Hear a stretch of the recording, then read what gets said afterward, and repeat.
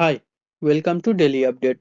इस क्लास में हम द हिंदू और इंडियन एक्सप्रेस के जितने भी one liner type current affairs रहते हैं उसे कवर करने की कोशिश करते हैं। आज है 3 जनवरी और आज हमारे क्लास में टोटल में 5 न्यूज़ है जिनमें से करंट अफेयर्स निकल आते हैं। तो चलिए शुरू करते हैं हमारा आज का क्लास पहला न्यूज़ से। हमारा आज का पहला न्यूज़ है एक मिशन को लेके। गवर्नमेंट का एक मिशन है, export promotion mission, EPM, export promotion mission. इसे अप्रूव किया गया था नवंबर 2025 में। क्यों? इंडिया का एक्सपोर्ट को बढ़ावा देने के चलते गवर्नमेंट ने ये मिशन स्टार्ट किया था। इसी मिशन के अंदर गवर्नमेंट ने 25,060 करोड़ रुपया एलोकेट किया था। इस मिशन का फर्स्ट फेज नवंबर में हुआ था और सेकंड फेज का जो कंपोनेंट है उसे गवर्नमेंट ने अभी रिसेंटली अनाउंस किया है। और इस अनाउंस में गवर्नमेंट ने इस 25,060 करोड़ में से 7,295 करोड़ ये सेकंड कंपोनेंट में एलोकेट किया है। ये मिशन के अंदर जो एलोकेट किया गया है 25,060 करोड़, इसे 6 साल पीरियड तक में चलाया जाएगा। गवर्नमेंट के द्वारा ये एलोकेशन प्रोवाइड किया जाएगा इंडिया के एक्सपोर्टर्स को। अच्छा, ये जो रिसेंटली जो एलोकेशन अनाउंस किया गया है 7,295, इसे दो फेज में, दो पैकेज सपोर्ट में दिया जाएगा, दो पैकेज के सपोर्ट में दिया जाएगा। इनमें से फर्स्ट है 5,181 करोड़, ये सबवेंशन स्कीम के अंडर प्रोवाइड किए जाएंगे।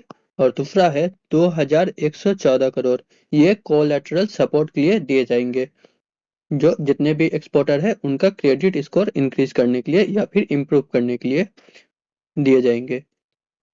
ये जो फर्स्ट पैकेज है 5,181 करोड़ का सबवेंशन स्कीम, इसके अंदर क्या किया जाएगा? इसके अंदर जितने भी एक्सपोर्टर है उनको प्री शिपमेंट या फिर पोस्ट शिपमेंट में एक्सपोर्ट के लिए सब्सिडी दिए जाएंगे गवर्नमेंट के द्वारा। और कम्पिटिटिव रेट में रुपी एक्सपोर्ट क्रेडिट दिए जाएंगे एक्सपोर्टर को। अच्छा, जो हमने फर्स्ट कंपोनेंट पर पढ़ा था जो नवंबर में रोल आउट किया गया था, उसमें एलोकेट किया था 4,531 करोड़, जो दिसंबर तक चला था, 2025 दिसंबर तक। जनवरी में सेकंड कंपोनेंट एलोकेट किया गया है और सेकंड कंपोनेंट स्टार्ट किया गया है और इसमें एलोकेट किया है 7,295 करोड़। और गवर्नमेंट के इसी मिशन के अंदर किसी भी कोई एक कंपनी को 1 साल के अंदर मैक्सिमम 50 लाख रुपया मिलेगा, सपोर्ट मिलेगा सब्सिडी के लिए या फिर और भी किसी तरफ से हेल्प के लिए। गवर्नमेंट किसी भी एक कंपनी को मैक्सिमम 50 लाख रुपया का हेल्प करेंगे। इसी के साथ आगे बढ़ते हैं हमारा आज का सेकंड न्यूज पे। हमारा आज का सेकंड न्यूज है मेटी को लेकर। मेटी मतलब ministry of electronics and information technology. ये है मेटी का फुल फॉर्म। एक स्कीम के बारे में बताया गया है, ECMS, electronic components manufacturing scheme. ECMS, electronics component manufacturing scheme, ये लॉन्च किया गया था 2025 का अप्रैल में। किसके द्वारा लॉन्च किया गया था? Ministry of electronics and information technology यानी कि मेटी के द्वारा इसे लॉन्च किया गया था। इस स्कीम के अंदर जितने भी कंपनी इलेक्ट्रॉनिक्स पार्ट बनाते हैं, मतलब मोबाइल की कोई भी पार्ट्स या फिर लैपटॉप, टेलीविजन, इन सब सामानों के जितने भी पार्ट्स बनाते हैं, उनका इंक्रीमेंटल प्रोडक्शन, मतलब ये पार्ट बनाने में अगर कुछ इंक्रीमेंट हो या फिर इनका एम्प्लॉयमेंट जनरेशन में अगर इंक्रीमेंट हो, तो उस हिसाब से गवर्नमेंट उनको क्या करेंगे? कुछ पे आउट देंगे। इस स्कीम के अंदर मेटी ने क्या किया है? मेटी ने रिसेंटली 22 न्यू प्रोजेक्ट स्टार्ट किया है और या फिर अप्रूव किया है। मेटी ने 22 न्यू प्रोजेक्ट इस स्कीम के अंदर अप्रूव किया है। टोटल आउटले रखा गया है 22,919 रुपया, सॉरी 22,919 करोड़ इस स्कीम के अंदर एलोकेट किया गया है। इसी के साथ आगे बढ़ते हैं हमारा आज का नेक्स्ट न्यूज पे। हमारा आज का नेक्स्ट न्यूज है असम को लेकर। रिसेंटली हमने दिसंबर महीने में ही पढ़ा था, असम गवर्नमेंट 6 न्यू कम्युनिटीज को शेड्यूल ट्राइब्स का स्टेटस देने वाली है। यहाँ पर पीडीएफ में कुछ गड़बड़ हो गया है, इतना ये पार्ट नहीं रहेगा। तो असम का जो एक कमेटी है, कौन सा, coordination committee of tribal organisation of Assam, Assam का CCTOA, coordination committee of tribal organisation, ये कमेटी ने जो असम गवर्नमेंट का जो स्टेप था शेड्यूल ट्राइब्स का स्टेटस देने का इस 6 कम्युनिटी को, उसे इलीगल और अनकॉन्स्टिट्यूशनल घोषित कर दिया है। कौन कौन सा 6 कम्युनिटी को ST स्टेटस देने की बात चल रही थी?